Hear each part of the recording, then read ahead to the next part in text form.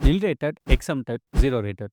இது 3மே டாக்ஸ் 0 தான். ஆனா, டிபார்ட்மெண்ட்க்கு இது 3மே ஒண்ணு கிடையாது. 0 டாக்ஸ் இருக்க எல்லா கேட்டகரியுமே நீங்க ஒண்ணுன்னு நெனச்சிட்டு இருந்தீங்கன்னா, அத இந்த வீடியோ கிளியர் பண்ணும். ஃபர்ஸ்ட் நில் ரேட்டட். நில் ரேட்டட்னா ஜிஎஸ்டி டிபார்ட்மெண்ட் ஆல்ரெடி இந்த ப்ராடக்ட் எல்லாமே 0 டாக்ஸ்ன்னு சொல்லிட்டு ஃபிக்ஸ் பண்ணி வச்சிருக்காங்க. ஃபார் எக்ஸாம்பிள் நாட்டு சர்க்கரை, அன்பிராண்டட் பேக்கேஜிங் பண்ண எல்லா ஸ்பைசஸுமே இந்த நில் ரேட்டட் சப்ளைக்குள்ள தான் வரும். அண்ட் இதுக்கு இருக்க கண்டிஷன் என்ன அப்டின்னா, ஒரு நில் ரேட்டட் ப்ராடக்ட்ட நீங்க சப்ளை பண்ணும்போது, இது ரிலேட்டடா நீங்க ஏதாவது பர்ச்சேஸ் பண்ணியிருந்தீங்கன்னா, அது எதுக்குமே நம்மளால ஐடிசி கிளைம் பண்ண முடியாது.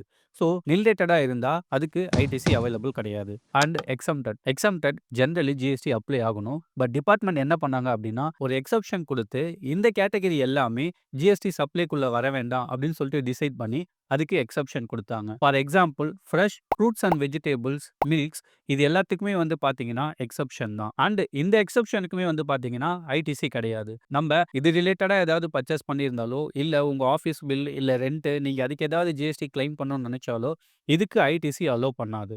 பட் இங்க ரொம்ப முக்கியமான விஷயம் என்ன அப்டின்னா, சில பேர் இங்க டாக்ஸபிள் ப்ராடக்ட்டும் சேல் பண்ணுவாங்க.